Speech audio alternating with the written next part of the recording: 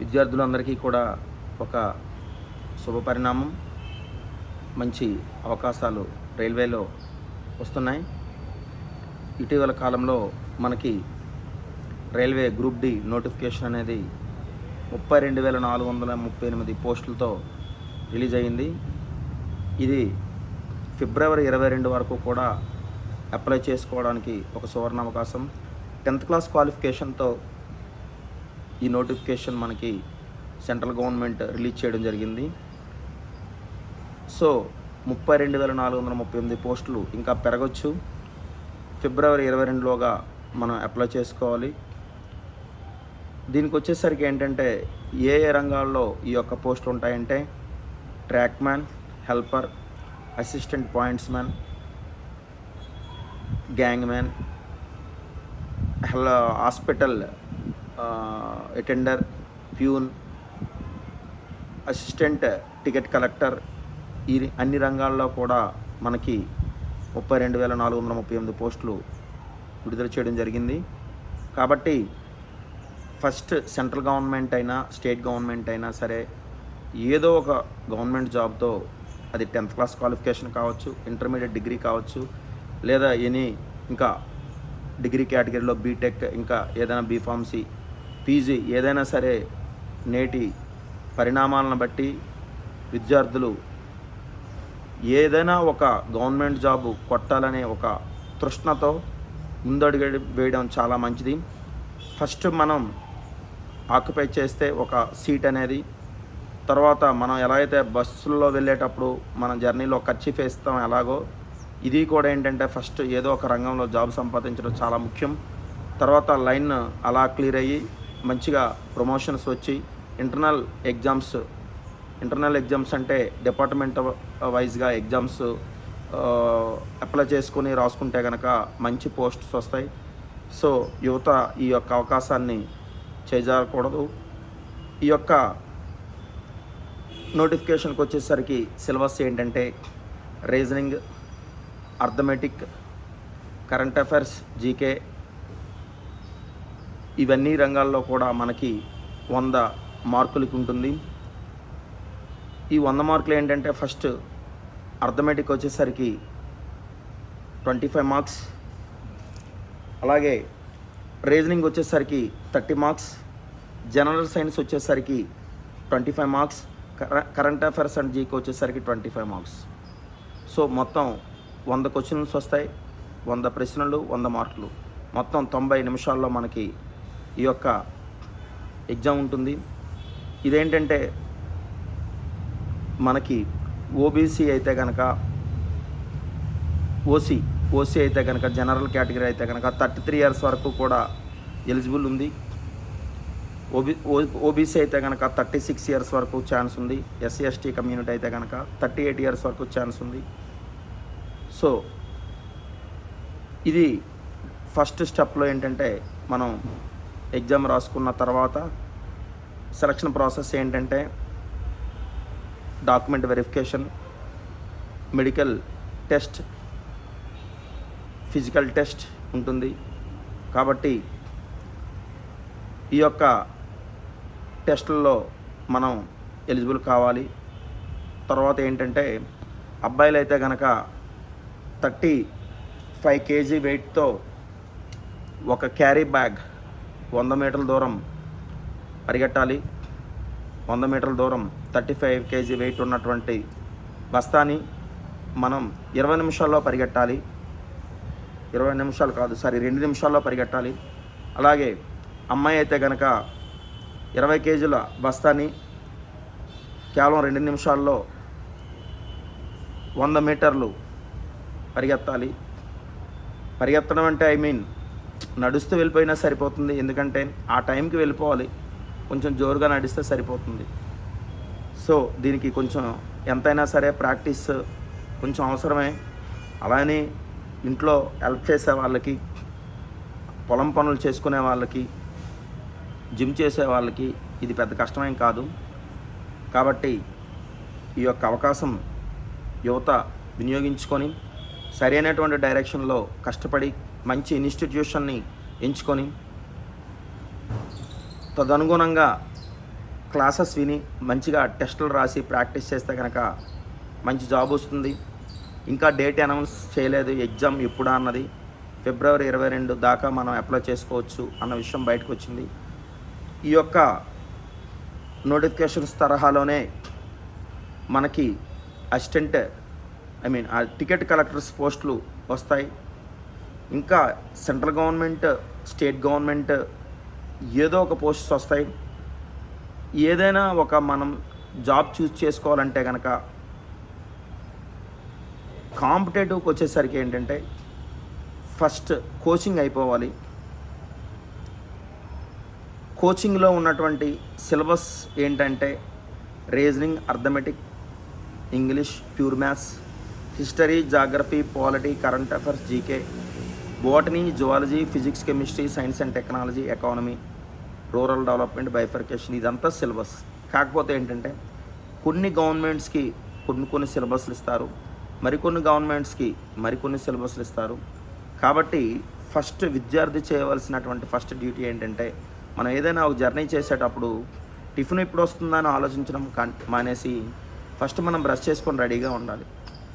అప్పుడే మనం ఖచ్చితంగా ఆ టిఫిన్ వచ్చే టైంకి మనం ఖచ్చితంగా భోజనం చేయగలం అన్నమాట. టిఫిన్ వచ్చేటప్పటికి మనం బ్రష్ చేస్తాం అనుకుంటే కనుక బ్రష్ తీసుకొచ్చేవాడు ఉండడు. కాబట్టి ఫస్ట్ వీ డూ ఇట్ మనం ఏంటంటే ఫేస్ వాష్ చేసుకోవాలి ఫ్రెండ్స్. నోటిఫికేషన్ ఎప్పుడా అని చాలామంది అడుగుతూ ఉంటారు. నోటిఫికేషన్ వచ్చే టైంకి జాబ్స్ వచ్చేటువంటి సిచ్యువేషన్ అయితే కాదు. బహుశా ఒకప్పుడు జరిగి ఉండేదేమో అలాగా. నౌడేస్ అది కాదు.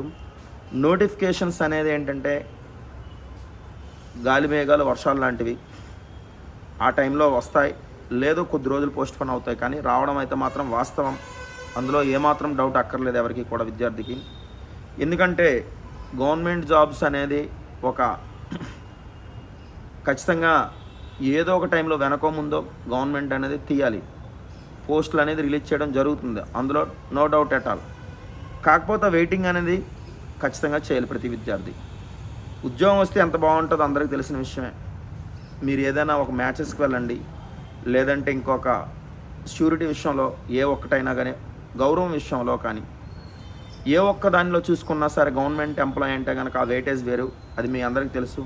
సో దానికోసం కనీసం మనం ఏడాదో 2 ఏడాదిలో కష్టపడడం తప్పేం కాదు. మనకి ఉద్యోగం వస్తే ఒక 3 తరాలు బాగుంటుందని తెలుసు భవిష్యత్తు. మన పిల్లలు, మన అమ్మ నాన్న, అక్క చెల్లెలు అందరూ బాగుంటారని అందరికీ తెలిసిన విషయమే మనం బాగా చూస్తే కనుక. సో అలాంటి ఉద్యోగం కోసం కనీసం ఒక 7 or 8 months కోచింగ్కి రావాలి ఖచ్చితంగా. మన ఇన్స్టిట్యూషన్స్లో అయితే కనుక అటు సెంట్రల్ గవర్నమెంట్కి, ఇటు స్టేట్ గవర్నమెంట్కి రెండింటికి కోచింగ్ ఇస్తాం.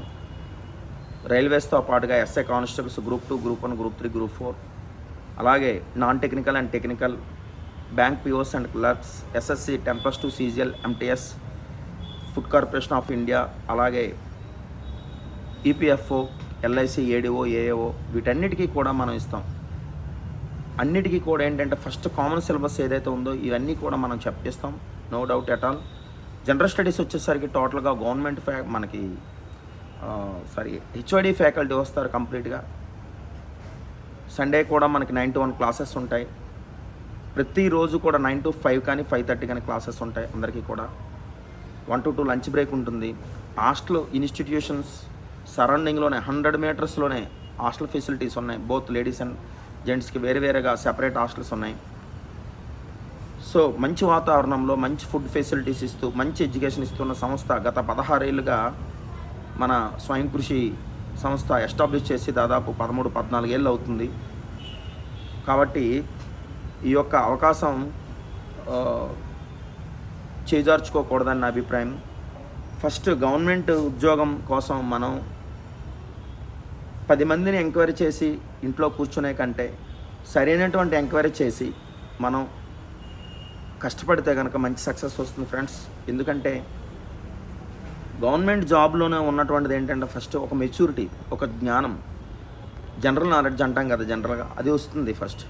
అలానే మనం పేరెంట్స్ కొద్ది గొప్ప ఓపిక పట్టి కష్టపడి చదివిస్తే పిల్లలకి మంచి ఫలితాలు ఉంటాయి ఫ్రెండ్స్. కారణం ఏంటంటే పిల్లలు డిగ్రీలు కంప్లీట్ చేసి ఇళ్ళల్లో ఉంటే కనుక ఖాళీగా ఉండి ఎక్కడెక్కడో తిరుగుతూ భోజనం చేస్తూ ఫ్రెండ్స్తో తిరిగి ఎక్కువ మంది దారి మళ్ళీపోతూ ఉంటారు. కోర్స్ బిజినెస్ చేసే వాళ్ళకైనా సరే నాలెడ్జ్ అవసరం, వ్యవసాయం చేసే వాళ్ళకైనా నాలెడ్జ్ అవసరం, చదువుకొని ఉద్యోగం సంపాదించాలన్న నాలెడ్జ్ అవసరం. అదే ఇక్కడికి వస్తే ఫస్ట్ జనరల్ నాలెడ్జి, బయటకు వచ్చే తీరు తిన్ను, మన తాలూకా నడవడిక, డిసిప్లిన్ అన్నీ కూడా బాగుంటాయి. సొసైటీలో మనం మెలిగే విషయంలో చాలా జ్ఞానం సంపాదించుకుంటాం కాంపిటేటివ్ వల్లనే. ఊళ్ళో ఉండే పిల్లల్ని నేను చాలామందిని గమనిస్తూ ఉంటాను, చాలా రూడ్గా బిహేవ్ చేసి ఏవో ఈ మధ్యన వచ్చినటువంటి బెట్టింగ్లు కానీ లేవా ఇంకోటి రమ్మీలని కానీ లక్షల్లో తగలబెట్టేసి డబ్బులు పేరెంట్స్కి చాలా బాధలను కలిగించే పిల్లలు కూడా ఉన్నారు. మనం డబ్బులు అవుతున్నాయని ఆలోచిస్తే కనుక పోయేది మన కెరీరే. పెట్టాల్సిన టైంలోనే మనం ఈ యొక్క జ్ఞానానికి కొంచెం పెట్టుబడులు పెట్టుకుంటూ పోతే మనకి నష్టం జరగకముందు లాభం జరుగుతుంది ఫ్రెండ్స్. ఫస్ట్ మనం ఏంటంటే సెటిల్ మైండ్, ఒక కాన్స్టెంట్ మైండ్, ఒక నిలకడైనటువంటి మనస్తత్వం, ఏదైనా సాధించగలమనేటువంటి కాన్ఫిడెన్స్, ఇవన్నీ కూడా మన సంస్థల్లో జరుగుతూ ఉంటాయి.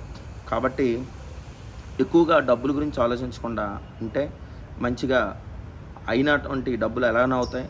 కాబట్టి పెట్టుబడులు పెట్టకుండా ఏది కూడా మనకు జరగదు. అలాగనే ఇళ్లలో ఉన్న మనకి ఆ ఖర్చులు తెలియవు, బయటకు వస్తే మనం అకౌంట్లో వేసేది అకౌంట్ ఫర్ తెలుస్తుంది కాబట్టి ఖర్చు అనుకుంటాం, కానీ అవ్వాల్సిన ఖర్చులు ఎలాగైనా అవుతాయి. ఇంకా మనం తర్వాత చదువుకుందామన్న వయసు ఉండదు, ఒకవేళ వయసు ఉన్న ఓపిక ఉండదు, ఒకవేళ ఓపిక ఉన్న ఆ టైంలో మనకి మ్యారేజ్ చేస్తే కనుక కాన్సన్ట్రేషన్ అస్సలు ఉండనివ్వరు జనాలు. చదువుకోవాల్సినటువంటి టైం ఒకటి ఉంటుంది డిగ్రీ తర్వాత. కాబట్టి విద్యార్థులు మంచి నడవడితో, మంచి ఆలోచనతో ముందడుగు వేసి వారి యొక్క కెరీర్స్కి మీరే ఎవరికి వాళ్ళే పునాది బాటను వేసుకొని ముందుకు అడుగు వేసి సొంతూళ్ళు కొన్నాళ్ళు మానుకుంటే కనుక బయటకు వచ్చి మంచి రాజమండ్రి లొకేషన్ మీకు తెలుసు, మంచి వాతావరణం, మంచి గోదావరమ్మ నీరు, మంచి ఫుడ్డు, పల్లెటూరుకి పల్లెటూరు, పట్టణానికి పట్టణంలాగా ఉండి చదువుకోవడానికి తగినటువంటి లైబ్రరీస్, గౌతమి లైబ్రరీస్ అని కానీ ఇంకా స్టడీ హాల్స్ అని కానీ చాలా ఉన్నాయి. ఎంతోమంది ఇక్కడ మంచి మంచి జాబులు కొట్టారు. ఎంతోమంది అని కాదు, లక్షల్లో కొట్టారు జాబులు చాలామంది. కోర్స్ మన ఇన్స్టిట్యూట్లోనే 4500+ జాబ్స్ పొందినారు పిల్లలు. కాబట్టి ఈ యొక్క అవకాశాన్ని మీరు చేజార్చుకోకూడదు. అలాగే భవిష్యత్తులో కూడా మీకు ఒకసారి ట్రాక్ క్లియర్ చేసుకుంటే కనుక ఇవే సబ్జెక్ట్స్ వేరే వేరే కాంపిటేటివ్ ఎగ్జామ్స్ కూడా రాయొచ్చు. ఆ తర్వాత మీరు ఎప్పుడైతే ఒక సబ్జెక్ట్కి, ఒక మైండ్కి ఒక సబ్జెక్ట్ ఎక్కించారో ఆటోమేటిక్గా ఆ సబ్జెక్ట్లోనే మైండ్ రొటేట్ అవుతూ ఉంటుంది. అప్పుడు మీరు క్లాసులు విన్న నోట్స్లు అలాగే ఇంకా సదనుగుణంగా మీరు ఆన్లైన్ క్లాసులు తీసుకున్నా తప్పేం కాదు. యాజ్ ఎ లెర్నర్కి మాత్రం ఆన్లైన్ క్లాసెస్ కరెక్ట్ కాదు. ఆన్లైన్ క్లాసెస్ పేరిటిన సెల్ ఫోన్లు వాడుకొని యూటిలైజ్ చేసుకునే విధానం తెలియక మిస్గైడ్ అయిపోయే వాళ్ళు కూడా ఉన్నారు. ఫస్ట్ ఏంటంటే మనం వాతావరణ పరిస్థితులు ఇవన్నీ ఆలోచించకుండా ఫస్ట్ ఆఫ్లైన్ కోచింగ్కి రావాలి. గురుముఖత నేర్చుకునేటువంటి విద్య అంతే తప్పితే ఆన్లైన్లో తీసుకునేటువంటి కోచింగ్ అనేది దానివల్ల మనకి ఎటువంటి లాభాలు ఉండవు. ఆఫ్లైన్ కోచింగ్ తీసుకొని 1 సంవత్సరం కాలం పాటు తీసుకున్న తర్వాత కావాలంటే ఆన్లైన్కి వెళ్ళొచ్చు, నో ప్రాబ్లం. ఎందుకంటే మనకు సబ్జెక్ట్ జనరేట్ అవుతూ ఉంటుంది కాబట్టి డౌట్స్ యాంగిల్స్ ఏవైతే ఉన్నాయో అవి మనం క్లారిఫికేషన్ చేసుకోవచ్చు ప్రొఫెసర్స్ ద్వారా. అది మంచి పద్ధతే కాదనట్లేదు, కానీ లెర్నర్కి అయితే మాత్రం కాదు. కాబట్టి విద్యార్థి అనేవాడు ఫస్ట్ ఏంటంటే వేరే యాటిట్యూడ్స్ కాకుండా ఒక మంచి యాటిట్యూడ్తో కాన్సన్ట్రేషన్ చేసి సంస్థల్లో జాయిన్ అయ్యి మంచిగా సబ్జెక్ట్ ఎవరైతే నేర్పుతామో వాళ్ళ దగ్గర నేర్చుకోవాలి. అంతే తప్పితే సపోజ్ నాది విజయనగరంలోనే ఉండాలి, నాది శ్రీకాకుళంలోనే కోచింగ్ తీసుకోవాలి, లేదంటే నాది పలానా ఊరు అక్కడే ఉండిపోవాలి, ఊరికి దూరంగా ఉండను అనుకోవద్దు. ఉద్యోగం కోసం మనం ఎంత దూరం వచ్చినా పర్వాలేదు, సబ్జెక్ట్ చెప్పాలి ఫస్ట్. చాలామంది ఇన్స్టిట్యూషన్స్ డైరెక్టర్స్కి ఎంక్వైరీ చేసేటప్పుడు నాకు కూడా ఫోన్స్ వస్తాయి, 2 నెలలు అయిపోద్దా, 40 రోజులు అయిపోద్దా అంటూ ఉంటారు.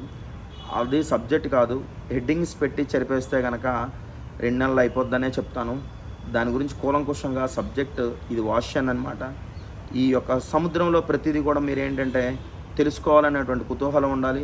ఫ్యాకల్టీని చెప్పనివ్వగలగాలి. అంతే తప్పితే తొందరగా అయ్యేటువంటి సబ్జెక్టులో నాణ్యత, పట్టు ఉండదు. కాబట్టి ఏదైనా ఒక బుక్ మనం తీసామంటే కనుక క్లాస్ వింటేనే బుక్ చదివితే అర్థమవుద్ది. క్లాసెస్ వినకుండా బుక్ చూస్తే నిద్ర వస్తుంది. ఎందుకంటే మనకి దాని మీద ఒక అవగాహన లేనప్పుడు ఖచ్చితంగా మనకు నిద్ర వస్తుంది. లేదంటే మైండ్ మారిపోతూ ఉంటుంది. ప్రతి విద్యార్థి కూడా ఏంటంటే ఫస్ట్ ఏకాగ్రతతో గురుముఖత నేర్చుకొని మంచి కోచింగ్ సెంటర్ని ఎంచుకోవడం అనేది ప్రాథమిక విషయం అండి. ఈ యొక్క స్టెప్ ఫెయిల్యూర్ అయితే కనుక కాంపిటేటివ్ మీద ఇంట్రెస్టే పోతుంది. కాబట్టి మనం చేయాల్సింది ఏంటంటే దూరమా దగ్గరని కాదు, ఒక మంచి ఇన్స్టిట్యూషన్ని ఎంచుకోవాలి. ఇన్స్టిట్యూషన్స్కి వచ్చేటప్పుడు లేదా ఫోన్ చేసేటప్పుడు ఫీజులు అడుగుతారు, బాగానే ఉంటుంది, నేను కాదనట్లేదు. కానీ ఇప్పుడు నేను మ్యాథ్స్ మాస్టర్ని కాబట్టి అర్థమెటిక్ చెప్తాను. ఎన్ని చాప్టర్స్ ఉంటాయి, చాప్టర్కి ఎన్ని ప్రాబ్లమ్స్ ఉంటాయి, ప్రొసీజర్స్ చెప్తారా, షార్ట్ కట్స్ చెప్తారా, అది రెండు చెప్తారా, లేదా ఆప్షన్స్ మెథడ్ చెప్తారని ఎవరు అడగరు. ఫీజు మాత్రం అడుగుతారు, డబ్బులు ఎక్కడా ఖర్చు అవనట్టుగా. సో అది కాదు, అది ఒరవడి కాదు. ఫస్ట్ మనకు జాబ్ వస్తే ఈ వచ్చే పెట్టిన పెట్టుబడి వంతాడు అవుతుంది. 70,000 జీతాలతో కూడా మనకి చాలా మంచి పోస్టులు ఉన్నాయి డిగ్రీ మీద. కాబట్టి ఉద్యోగం వచ్చిన అప్రెంటిస్ పీరియడ్ అయిపోతే మంచి 60,000-70,000 తీసుకున్నటువంటి పిల్లలు చాలామంది ఉన్నారు మన ఇన్స్టిట్యూషన్లోనే. కొద్దిగా డే 1లోనే మనకు అన్నీ అర్థం కావు కనుక ఫస్ట్ నమ్మండి, నమ్మి తరించండి అని నేను కోరుకుంటున్నాను. Okay friends.